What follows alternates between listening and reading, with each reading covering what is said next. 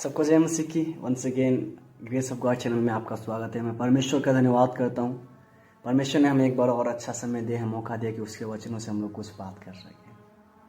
सो आज हम लोग एक ऐसे राजा के विषय में बात करेंगे जो कि बहुत ही प्रसिद्ध व्यक्ति है, बहुत ही मशहूर व्यक्ति है। वो राजा के समय में बहुत दूर दूर के देश के राजा भी उस राज्य में आकर उस राजा के विषय में जांच पड़ताल करते थे, पूछते थे, क्योंकि वो राजा बहुत ही बुद्धिमान था।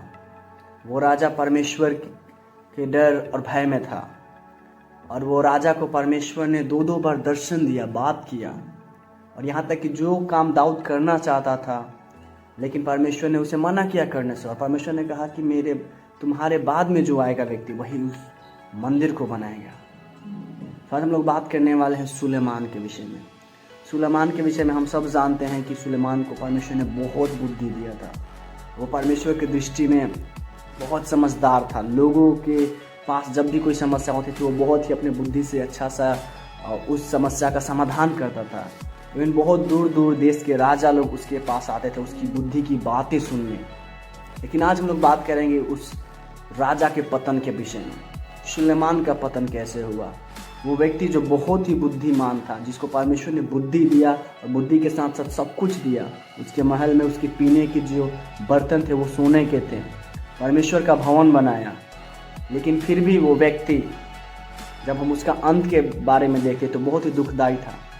हम लोग देखेंगे पहला राजा 11 अध्याय में, तो उसके जब पतन का कारण हुआ वो शुरू होता है। वचन 11 के 1 कहता है कि सुलेमान फिरौन की बेटी और बहुत सी विजाती स्त्रियों से, जो मोआबी, अमोनी, एदोमी, शिदोनी और हित्ती थी, प्रीति करने लगा। और वचन 2 कहता है वे उन जातियों की थी जिनके विषय में यहोवा ने इस्राएलियों से कहा था, तुम उनके मध्य में ना जाना और न वे तुम्हारे मध्य में आने पाए। हालेलुया। यहाँ पे वचन 1-2 जब पढ़ते कहता है सुलेमान अन्य जाति स्त्रियों से, जिसको परमेश्वर ने मना किया था कि तुम उनके बीच में भी ना जाना, उन सारी जाति के स्त्रियों से सुलेमान क्या करने लगा, प्यार करने लगा है। और उनसे प्यार करने लगा है। परमेश्वर कहा था कि उनके बीच में भी ना जाना और भी ना तुम्हारे बीच में आए। और यहाँ पे जाने का दूर का बात, सुलेमान बल्कि उनसे बहुत प्यार करने लगा है। और इतना प्यार करने लगा कि उनसे अब से ये लोग क्या किया, शादी करने लगा। और इसीलिए सुलेमान के विषय में हम देखते तो लिखे उसके 700 रानियां थी और 300 रखेली। और जब सुलेमान, जिसको परमेश्वर ने बहुत बुद्धि दिया था सब कुछ को अच्छा से हैंडल करने के लिए, सारी समस्याओं को महल बनाने के लिए, परमेश्वर का भवन बनाने के लिए, वो सुलेमान क्या होता है, जब अन्य जाति की स्त्रियों में प्यार में फंसता है, वचन 3 कहता है कि उस स्त्रियों ने उनका मन बहका दिया। यानी जो राजा सुलेमान है उसका बुद्धि काम नहीं आया इन स्त्रियों के सामने जब वो उससे प्यार करने लगा।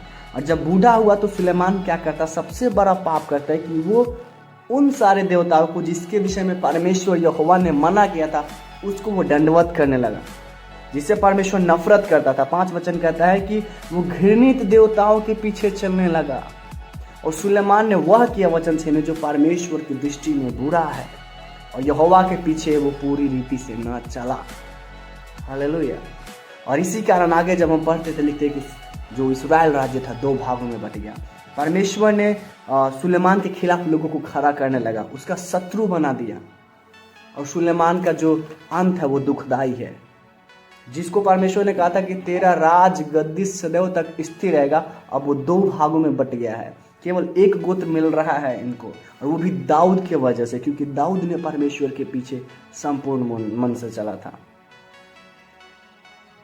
इसलिए आजकल बहुत सारे लोग कहते हैं कि कोई बात नहीं, शादी विवाह अन्य जाति से भी कर लेते हैं, हम उनको मसीह में लाएंगे। बाइबल क्लियरली मना करती है कि हमें उनसे शादी विवाह नहीं करना चाहिए, चाहे कोई भी हो। नया नया में भी पौलुस कहता है कि असमान जुए में न जूतो, उनसे हमारा कोई मतलब नहीं है। क्योंकि यहाँ पे जब सुलेमान, जिसको परमेश्वर ने इतना बुद्धि दिया था, इतना ज्ञान दिया था, समझ दिया था, वो जब उनसे शादी किया वो परमेश्वर से दूर हो गया। उन लोगों ने इसका मन को भटका दिया और परमेश्वर से पीछे चलने लगे। तो सोचिए हम और आप कहाँ हैं।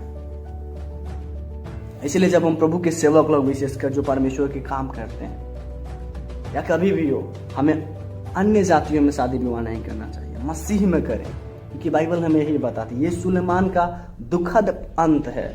इसका जो पतन है वो बहुत बुरा हुआ है, क्योंकि ये परमेश्वर के बुद्धि वचन में बढ़ते गया। परमेश्वर ने सब कुछ किया, 2 बार दर्शन दिया, परमेश्वर ने इसको बहुत सारे धन संपत्ति सब कुछ दिया, लेकिन ये परमेश्वर ने जो कहा था कि तुम अन्य जातियों के पीछे न जाना, तो वही काम किया और परमेश्वर से फिर दूर हो गया। और इस प्रकार सुलेमान राजा का पतन हुआ था। तो परमेश्वर ने कहा तुम्हारा राजगद्दी सदा तक रहेगी। वो आगे छिन गया, 10 गोत्र किसी और के हाथ में पड़ गया और 1 गोत्र मिला, वो भी दाऊद की वजह से। हम भी परमेश्वर के वचन में बने रहें, फिरने से प्रार्थना करेंगे कि प्रभु हमें ना फिरने दे। और विशेषकर अन्य जातियों में आप शादी विवाह ना करें और ना करवाएं। अपने कलीसिया को बोले नहीं, अगर आप जवान हैं आप कभी भी ये निर्णय ना लें कि आप अन्य जातियों में शादी करेंगे। उनसे शादी करें जो मसीह में, जो प्रभु के पीछे चलते हैं, नहीं तो आपको भी हो सकता है वो लोग फेर सकते हैं। और अगर आप कलीसिया चलाते हैं तो प्लीज़ अपने चर्चेस को सिखाएं कि शादी विवाह मसीह में करें, मसीही लड़कियों से करें, मसीही भाइयों से करें। क्योंकि सुलेमान का पतन, जो बहुत बुद्धिमान व्यक्ति था, बुद्धिमान राजा था, उसके समान बाइबल कहता है कोई नहीं हुआ, वो इसमें गिर गया, उसका दुखद अंत। प्रभु इस वचन से, इस छोटे संदेश से आपको आशीष दे। God bless you.